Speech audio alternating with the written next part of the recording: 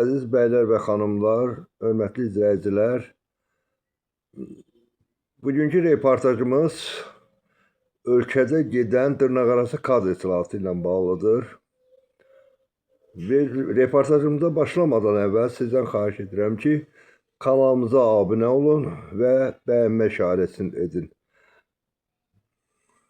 Bildiyiniz kimi, ölkədə yeni təyin olunan kadrlar, nazirlər və yaxud icra başçıları keçmiş sələflərdə, yəni keçmiş rəhbər sələflərin idarə etməsini davam etdirirlər.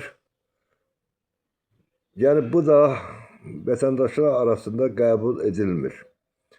Belə ki, hətta dövlət başçısı İlham Əliyev dəfələrlə bunları qəbul edəndə tövsiyələr vermişdir.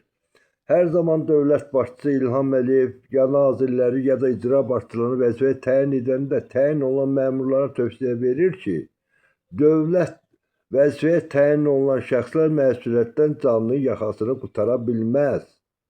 Bu fikirlər dövlət başçısına məxsusdur. Sitat: bunu mən dəfələrlə demişəm, bir daha demək istəyirəm. Sizə də deyirəm və bugün bütün digər məmurlara da deyirəm. Əgər məmurlar öz işində yenə də bu çirkin əməllərdən əl çəkməsələr, onların da aqibəti eyni olacaq. Hətta çıxışlarımın birində demişdim ki, əgər təmiz işləmək istəmirsənsə, getməyin bu işlərə, razılıq verməyin, yoxsa bədbəxt olacaqsınız. Əgər siz bu məsuliyyətin altına girirsinizsə, onda bax, dediyim kimi qanun çərçivəsində işləməlisiniz və bu yüksək etimadı doğrultmalısınız.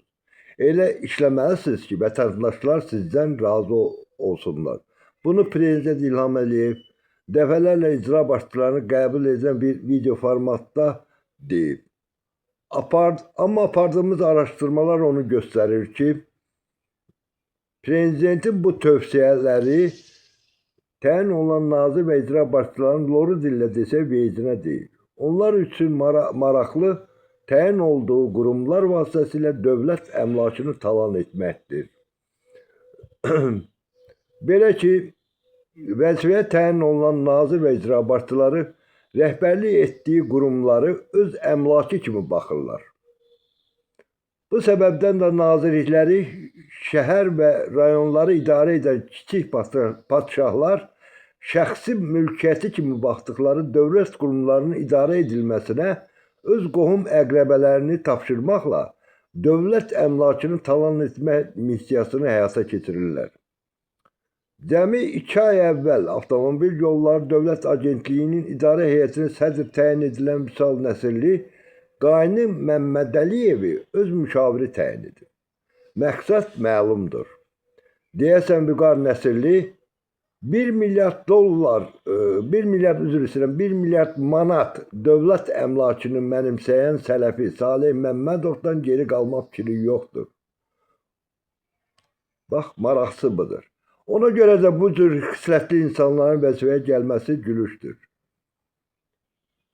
Qısa reportaj üçün sizə minnətdaram. Həftəlik Azərbaycan üçün Aqil Mahmudlu. Bu fikirlərinizi bilmək istərdim.